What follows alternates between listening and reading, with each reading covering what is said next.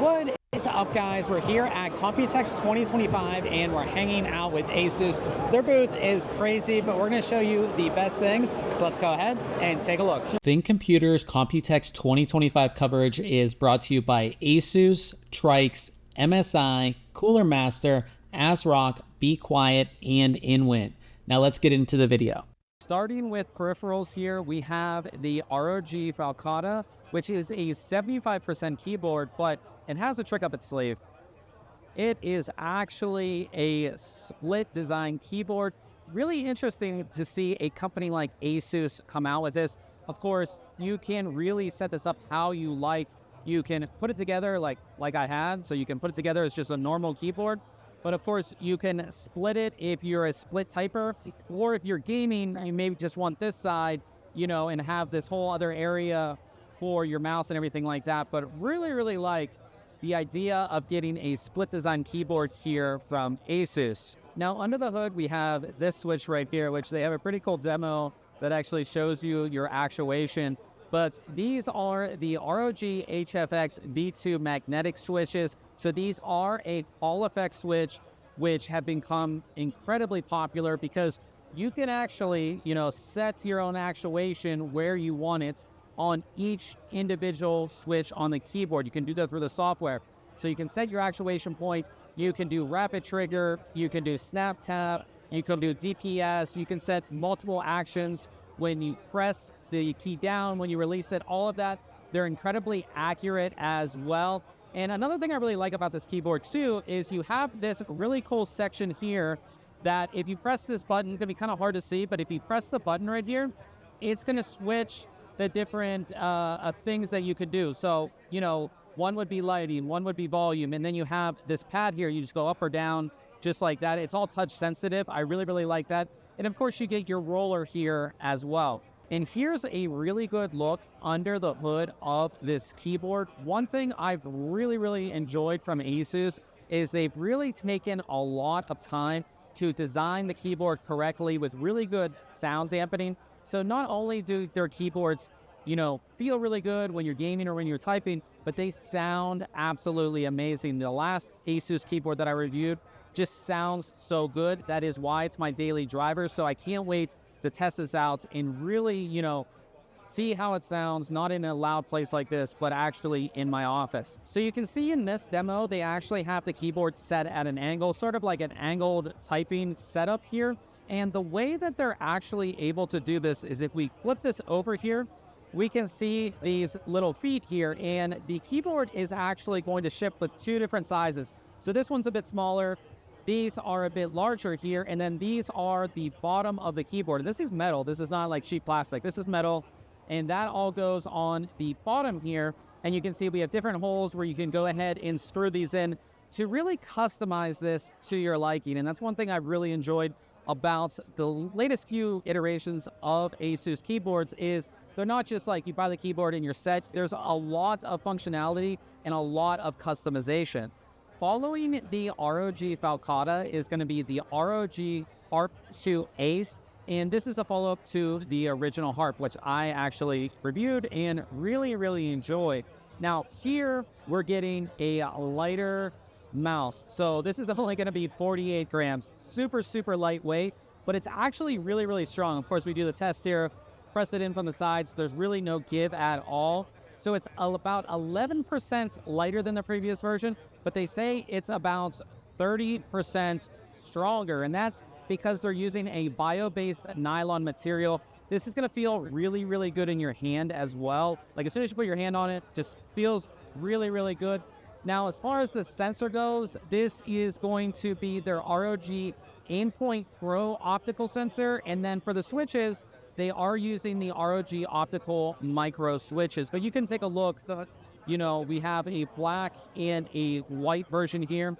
Now, no word yet on pricing on these. And like most things ASUS is announcing here at the show, this is going to be available later in Q3 of this year. Now, this mouse is sitting on quite a large mouse pad or mouse mat. This is the ROG Sheath 2 XXL, and this has sort of like, they're calling it an advanced cooling fabric. It does feel cool to the hand. And there are a couple different versions. So we have this version. There's like this version with the ROG on it here.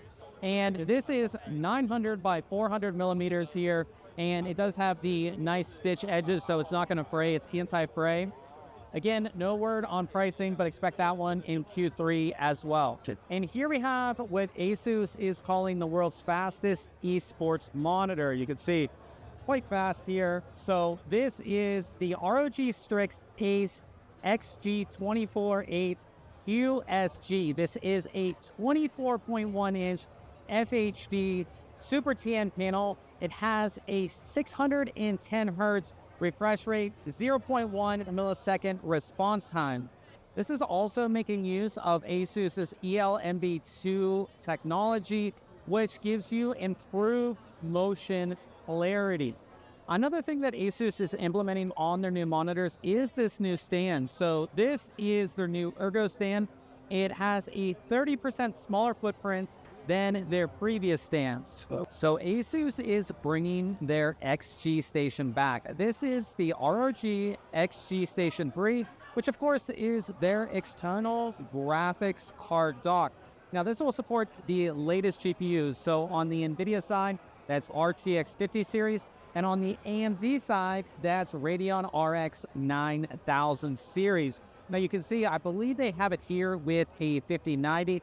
And because this is Thunderbolt 5, you're going to get the same type of performance that you would get with this installed in a normal desktop.